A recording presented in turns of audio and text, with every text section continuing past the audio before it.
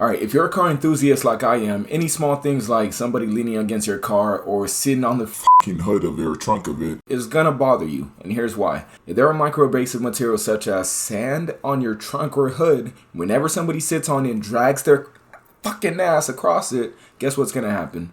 They're gonna create deep scratches, deep grooves that you don't want to look at whenever you step out to drive your car. Our focus in today's video is going to be shifted on clear coat damage, which pretty much means damage that doesn't go past the clear coat, the protective layer. The way you're going to be able to figure out whether or not it's clear coat damage is simple. All you have to do is take a spray bottle or some water from a water bottle and pretty much spray it over the scratch. Now, the scratch seems as if it disappeared or it's invisible. That simply means that you have clear coat damage.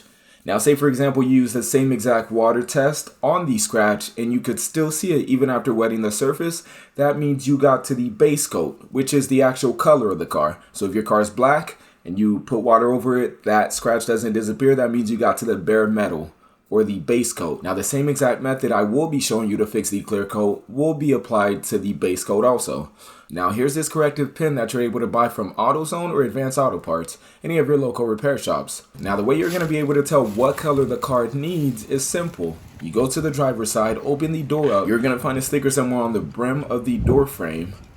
It should say either TC or color code, something along those lines that let you know what color the car is. You can simply walk into AutoZone or Advanced Auto Parts and ask for that color code and see if they have the pen version of it. If not, you should be able to find the exact color online. But anyways, let's get to it. Now, here are the materials needed in order to do this. You're going to need a clean microfiber towel. You'll need a degreaser. I love using the purple degreaser. This one's optional. You do not have to buy it, but I have a clay bar, or what seems like a clay bar. It's not clay per se, but the material simulates clay, therefore it has the same exact effects and results. And then you will need the actual color itself. Now, because my scratches doesn't go past the clear coat, we're only going to be using the clear coat in this video. You, however, if it goes as far as the metal of the car and you could see metal, then I am going to recommend that you buy your exact color so that way you could use the pen to go over it and pretty much cover the bare metal and then clear coat right over that.